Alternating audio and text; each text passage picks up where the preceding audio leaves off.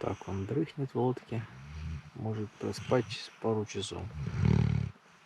Храпит тут, как трактор.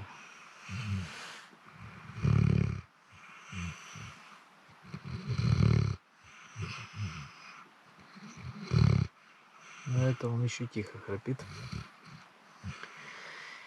И это значит клёва нет. Так, ну продолжаю придавать дальше.